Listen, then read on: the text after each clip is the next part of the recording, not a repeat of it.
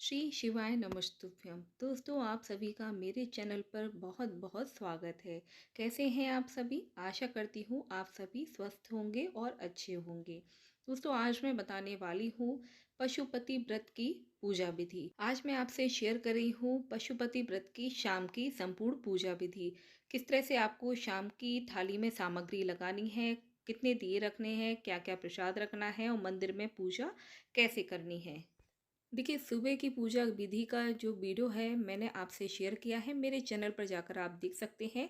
मैं link description box में दे दूंगी, आप चेकआउट कर सकते हैं। और एक और वीडियो मैंने शेयर किया है जिसमें मैंने बताया है सुबह और शाम की थाली में क्या क्या सामग्री होना चाहिए पशुपति व्रत के लिए और पूजा विधि कैसे करनी है। उसका भी लिंक मैं डिस्क्रिप्शन बॉक्स में दे दूंगी, आप चेक कर सकते हैं।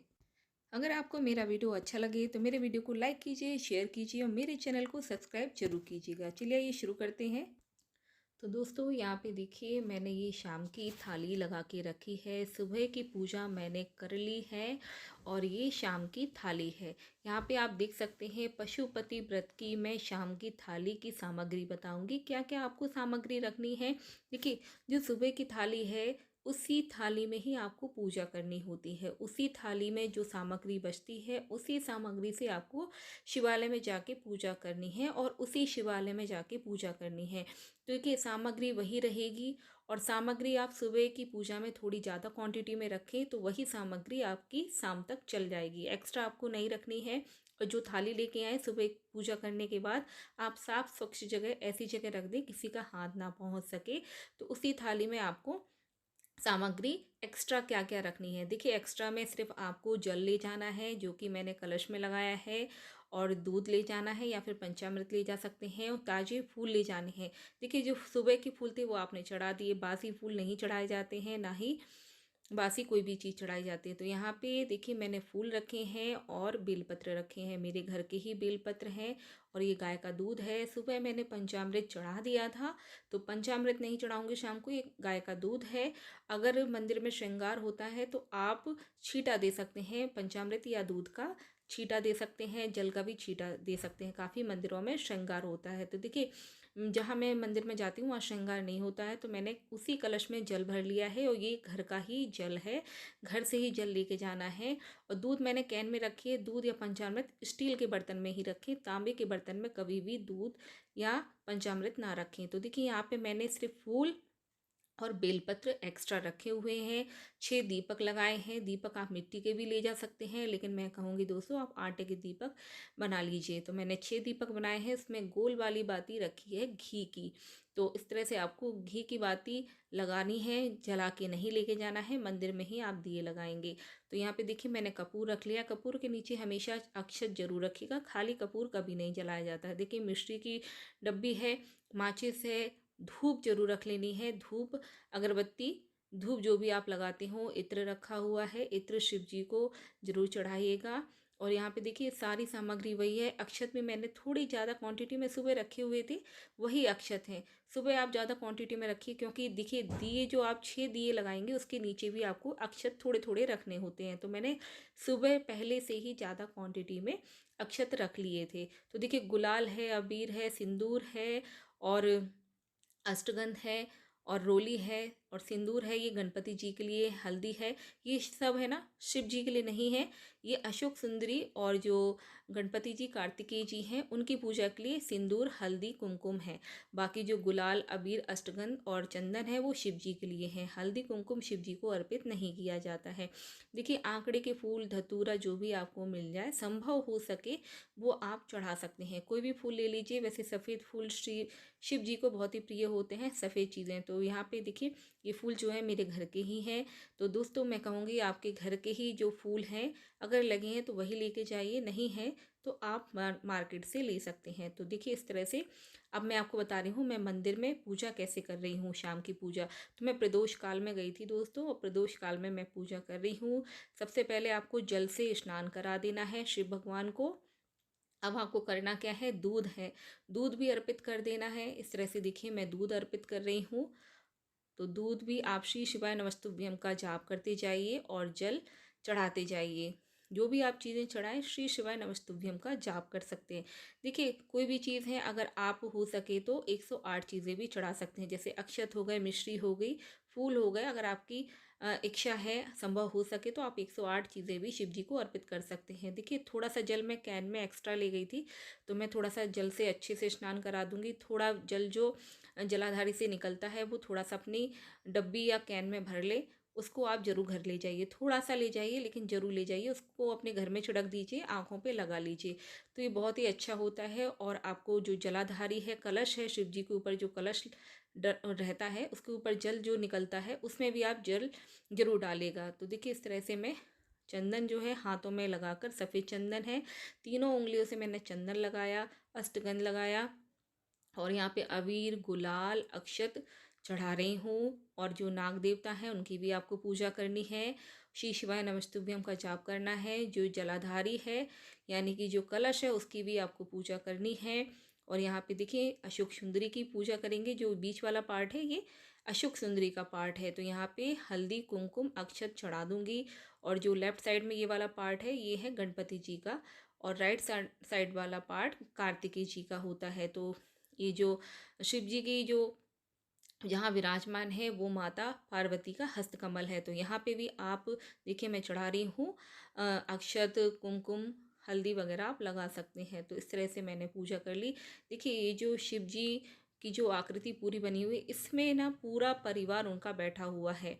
तो आपको सभी की पूजा करनी है। इत्र है, इत्र भी जरूर लगाइए।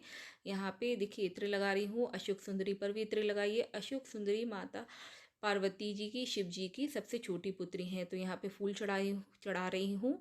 गुलाब के फूल हो तो गुलाब के फूल भी चढ़ा सकते हैं, गेंदे के हैं, कोई भी फूल हो आप चढ़ा सकते हैं। देखिए यहाँ पे बेलपत्र मैं चढ़ा रही हूँ, और इसमें आप चंदन जरूर लगा लीजिए, अष्टगंध लगा लीजिए, श्री शिवाय नमस्तुभ्यम का जाप करें, और इस तरह से मंत्र बोल के आपको चढ़ा देने हैं। देखिए पूजा थोड़ी मैं जल्दी कर रही हूँ क्योंकि बाकी लोग भी इंतज़ार करते हैं पूजा करने के लिए। तो इस तरह से देखिए मैं मिश्री चढ़ा रही हूँ, प्रसाद चढ़ा रही हूँ। तो इस तरह से आपको पूजा कर लेनी है। तो दोस्तों याद रखिए, आप जब भी दिए लगाएं उसके नीचे आपको अक्षत जरूर रखने हैं, या फूल रख दीजिए, खाली दिए नहीं रखना चाहिए। तो इस तरह से मैंने जो दिए 6 दिए थे, 6 दीपक को आपको इस तरह से रख देने हैं। आप देख सकते हैं जैसे मैं रख रही हूँ, इस तरह से आपको 6 दीपक रख देने हैं। लेकिन जलाने 5 दीपक हैं, 6 दीपक आपको नहीं जलाना है। और पहला दीपक आप जलाएं तो अपनी मनोकामना पहले शिव भगवान से बोलें। आपकी जो भी मनोकामना है आप उसको बोल के पहला दीपक जलाएं, फिर दूसरा दीपक जलाएं। पांचों दीपक जो होते हैं, सब दियों का एक एक मायना होता है, उसका मतलब होता है। वो किसी और वीडियो में मैं बताऊंगी कि 6 दीपक का क्या मायना होता है, क्या मतलब होता है। तो इस तरह से मैंने 5 दीपक लगा दिए हैं, आप देख सकते हैं। दीपक लगाने के बाद आपको करना है धूप दिखानी है। आप अगरबत्ती, धूप जो भी ले गए हैं वो भी दिखा दीजिए। और यहाँ पे देखिए डिस्पोजल मैं लेके गई थी, 2 डिस्पोजल लेके गई थी। आप कागज प्लेट जो भी ले जाना चाहें तो 2 भाग करना है आपको प्रसाद के। तो इस तरह से मैंने देखिए तीसरा भाग तो आपको वापस लेके आना है, तो 3 भाग होना चाहिए, टोटल 3 भाग कर लिए। एक भाग जो है मैंने प्लेट में रख लिया, थाली में रख लिया, 2 भाग मैंने शिव जी को प्रसाद के लिए निकाल दिया। इस तरह से धूप अगरबत्ती आपको दिखा देनी है, और आपको आरती कर लेनी है। आरती कर लीजिए, यहाँ पे आप आरती करके फिर आपको कपूर से भी आरती कर लेनी है। तो अगर आरती संभव हो सके तो आप कर लें, नहीं हो सके तो आप मंत्रों का जाप भी कर सकते हैं 108 बार। समय मिले तो आप कर लीजिए, नहीं मिले तो बाकी लोग भी पूजा के लिए बैठते हैं, तो आप पूजा करने के बाद थोड़ा सा पीछे आके आप मंत्रों का जाप कर सकते हैं। तो इस तरह से देखिए मैंने आरती की, कपूर से भी आरती कर ली। आरती करने के बाद आपको प्रणाम करना है, अपनी मनोकामना बोलनी है। तो देख सकते हैं इस तरह से मैंने पूजा कर ली है। और जो प्रसाद है दिए हैं, तो जो छठवां दीपक था देख सकते हैं, देखिए 2 भाग मैंने प्रसाद के निकाल दिए हैं, और जो छठवां दीपक है वो उसको मैं उठाकर रख लूँगी। तो इस तरह से आपको जल है ना प्रसाद के चारों तरफ घुमा देना है, आपकी पूजा संपूर्ण होती है, प्रार्थना करनी है।